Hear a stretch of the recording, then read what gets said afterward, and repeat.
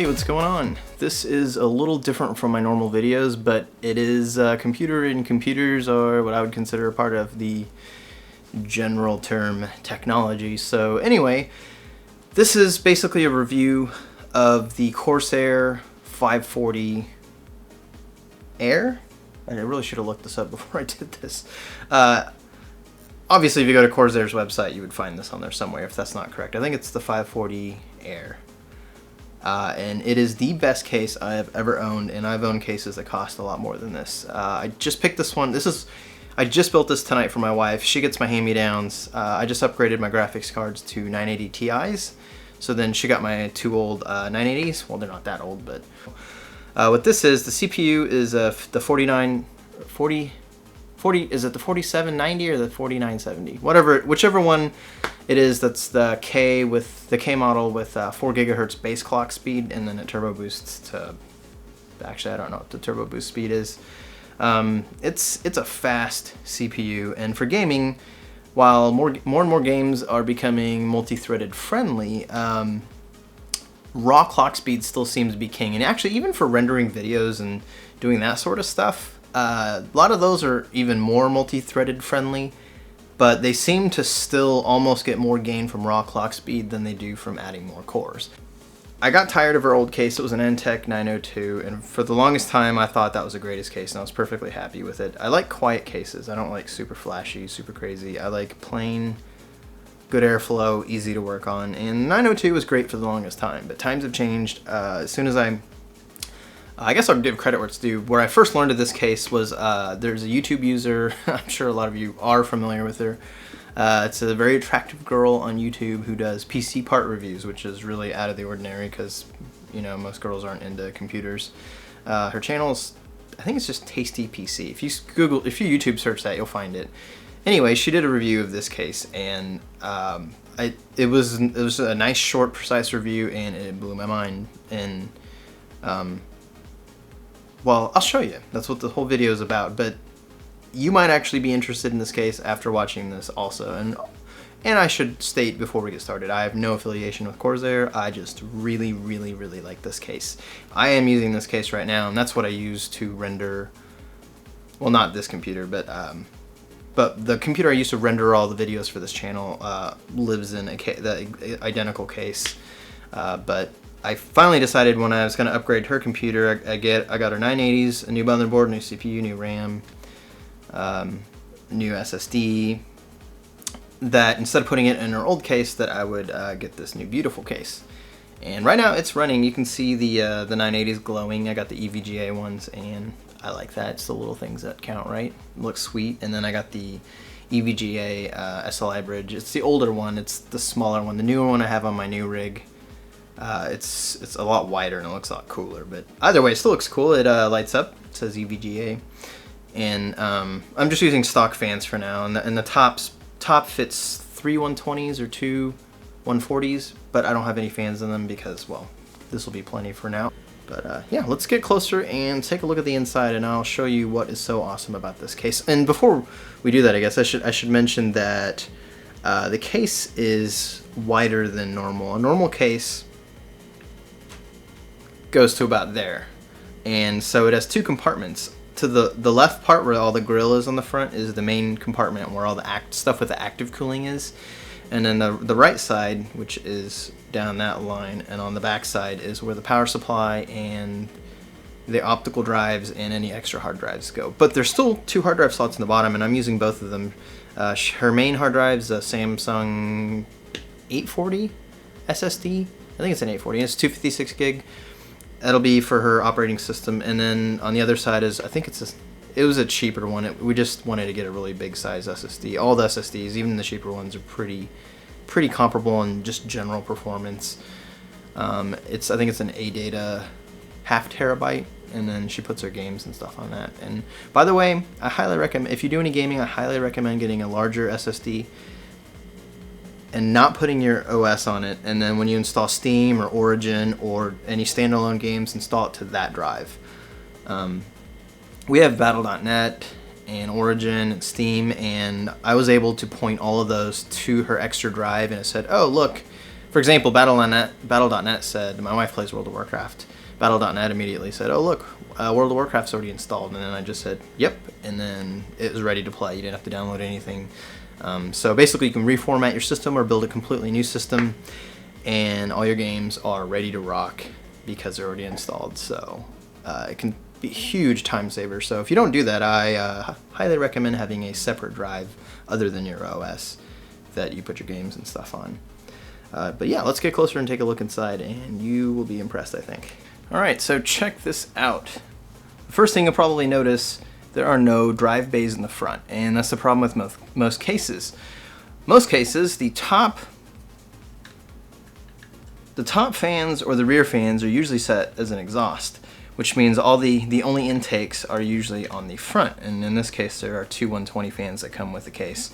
And some have a fan on the door right above the video cards to give them fresh air.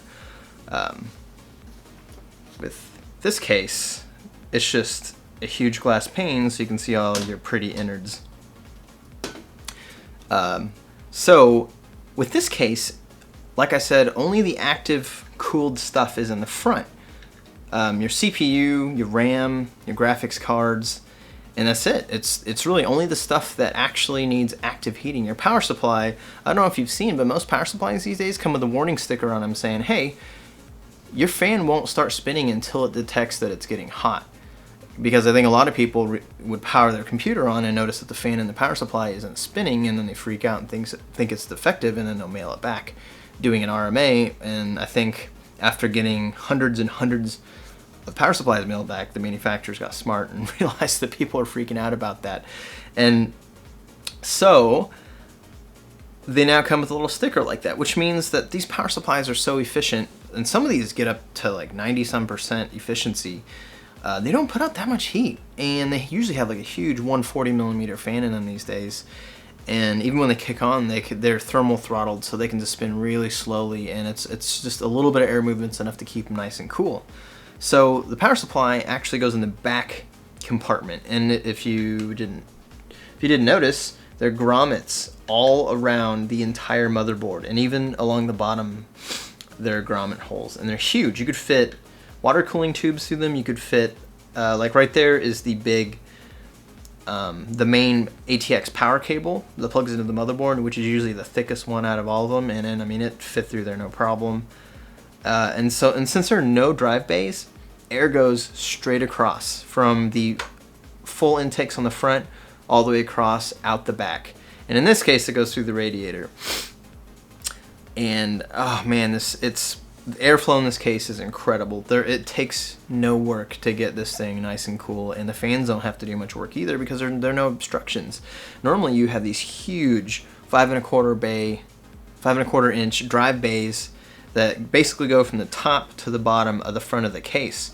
And the more drives you have in there, the more it obstructs the airflow. And usually they would still have fans on the front of the case, but then you would have a bunch of hard drives and optical drives and floppy drives and all kinds of junk, and then all the cables coming off the back of the drives blocking the airflow. And in this case, there's nothing. I mean, you can see the fans right here. They blow straight across the motherboard, across the video cards, and then out the back. And there's a whole bunch of vents down there, so obviously if there's more static pressure in here, if there's positive static pressure in here, then the extra pressure will escape through those vents, the vents over there, and then since there's no fans in the top, they escape out the top also. On my main rig, I have the H1, I think it's the H110. It's a 2x140mm radiator, so I had to mount it on the top along with two 140mm fans, and so it just exhausts straight up at the top, and then I just have a 140 on the back that sucks air out the back also, and it works brilliantly. But if you want details on that, like I said, the first few videos on this channel were related to the fan controller project, which was in basically this identical case. But yeah, it's so awesome. And I was mentioning the drives. It comes with two of those little drive sleds.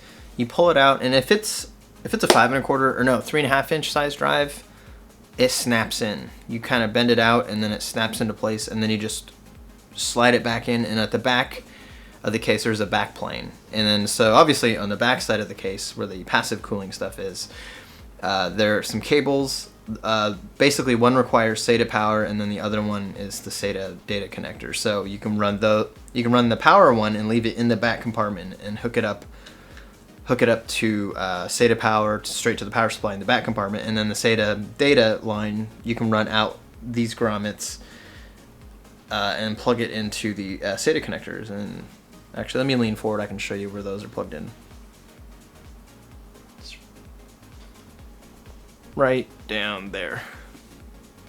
Sorry, I record all my video for this channel using my smartphone, and it has a really narrow viewing angle whenever I record video, so I have to put the camera kind of far from everything. And then instead of using my lapel mic, I use an actual full-sized microphone and an anti-vibration cradle on a boom style tripod, so it makes it hard for me to record and then reach really far away. But anyway, airflow is one of the two main things that makes this case awesome, because so far you're just saying this is kind of just a really, really big case, bigger than necessary. What's so great about it? Well, one, airflow. There's nothing stopping the air from just flowing straight through the hottest components inside your case. The second, actually, well, there's a third thing that doesn't really affect me too much anymore, but if you do water cooling, like custom water loops, this is one of the best cases. It's got so much room. You could fit a 3x120 on the top, a 3x1, well, not at the same time, but you could also do a 3x120 on the front, but I've seen people do like a 2x120 on the top, 2x120 in the front, and it's incredible. And like I said, I even saw ones where they had three. They had, was it one on the bottom? I think there's one on the bottom, one on the front, and one on the top. It was just incredible how much they were able to fit into this thing. But that's kind of a third thing. But the number one main thing that I haven't mentioned yet is, and it's why I bought it when I saw Tasty PC's review of this case that made me want to go buy it, automatic cable management. Most cases nowadays will have, they might not necessarily have grommets, but they'll have openings around the motherboard, and then there'll be like a little bit of space between the back plate of the motherboard and then the back door to the case, where you can run your wires back there. This case has a whole section like that wide. It's wide enough to fit a whole power supply down in the bottom. And so there's just tons of room, and since the power supply is already back there, you don't have to run the power supply cables. Usually the power supply is at the bottom, and normally you have to run the cables into the back and then back out into the front area to plug in all your devices. In this case, the power supply is already in the back. All you have to do is run any wires for power or data out the closest grommet and plug it straight into each thing. And if you didn't notice, there's just hardly any cables. Really, the only cables that you can really see without trying very hard are the PCI Express cables, but those are massive. You know, it's basically 2 6-pin connectors per card, and since she's running two 980s, that's 4 of them. But I cable tied them and tried to make them neat, and then ran them underneath the bottom card, and then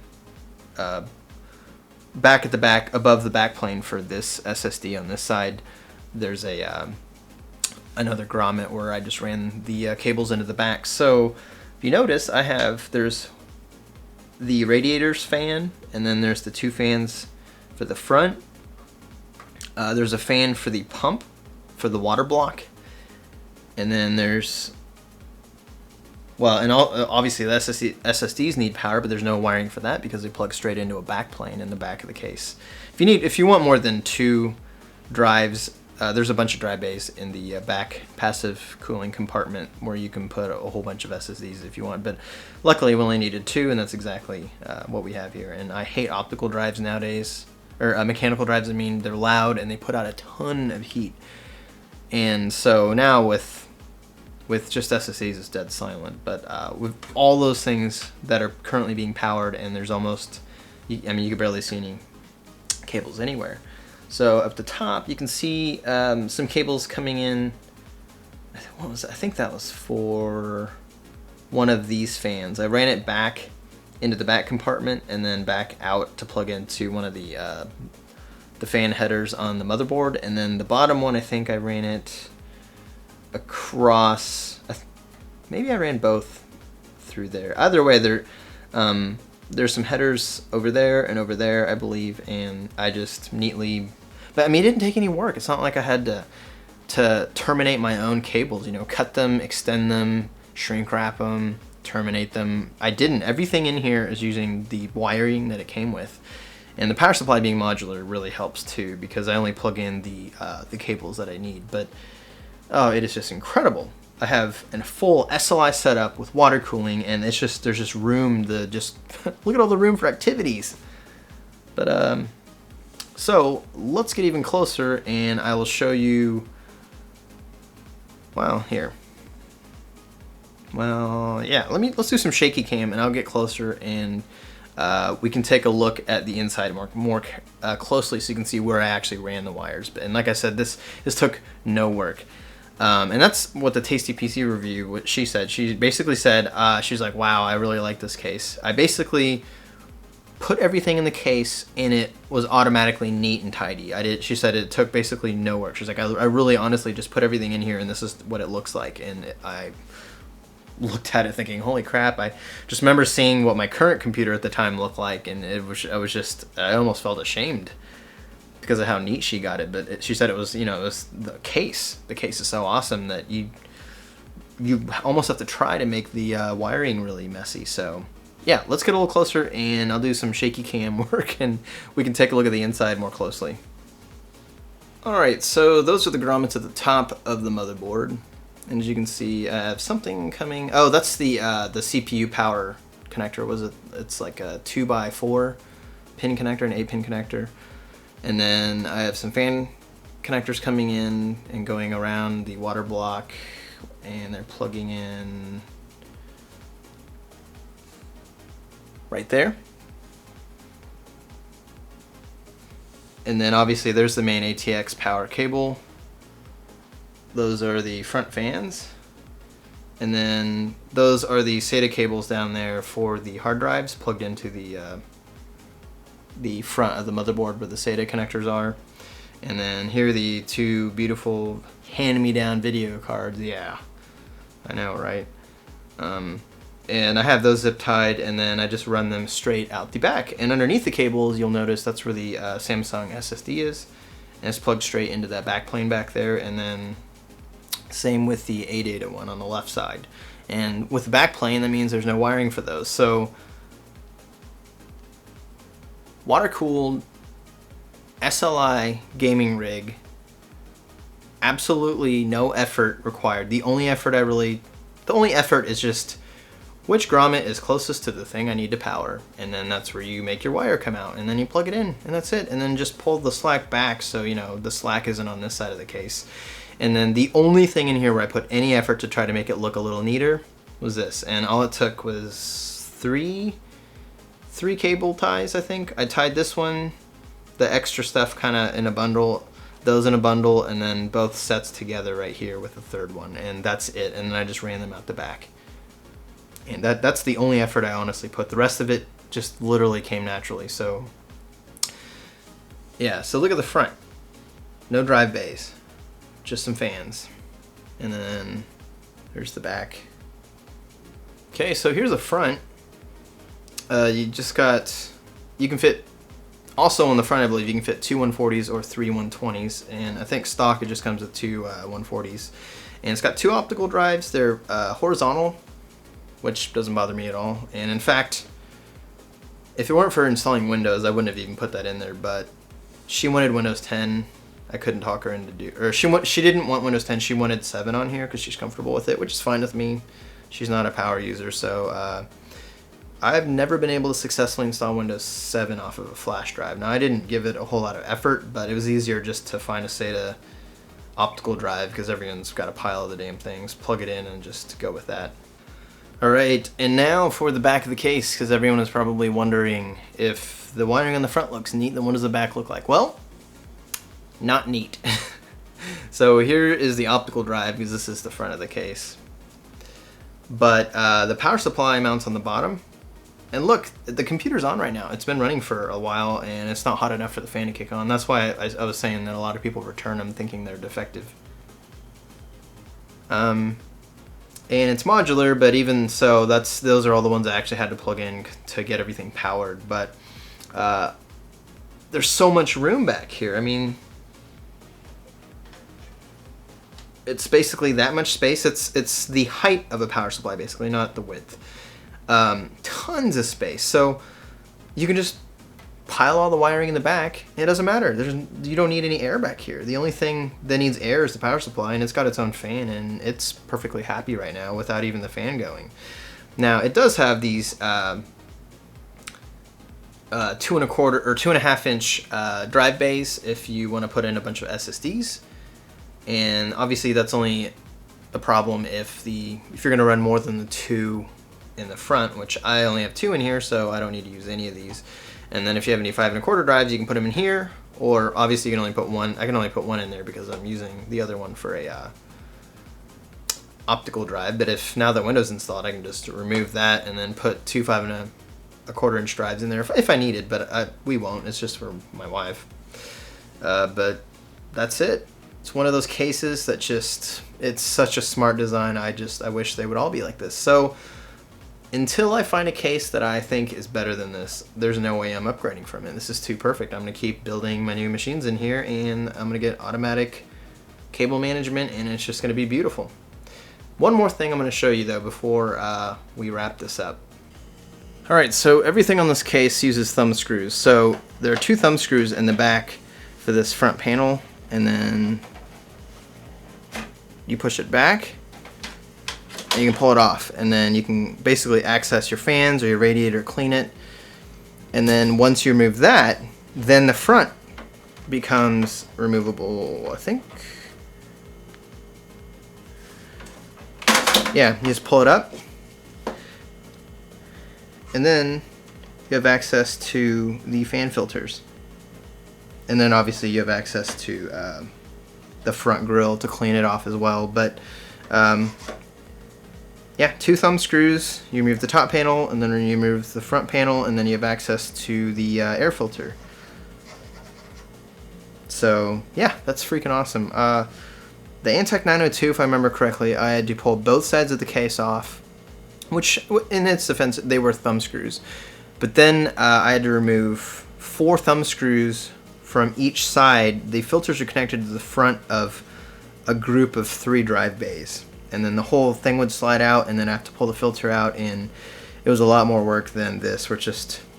I mean, if you weren't holding a camera like I am and having to sit in front of a microphone, I could have this popped off here in like 10 seconds flat, including removing the thumb screws. So freaking awesome. If you're building a new computer and you go minimalist and you don't want some crazy alien spaceship looking case, you just want a good breathing case that has really good wire management, this is the case for you. The Corsair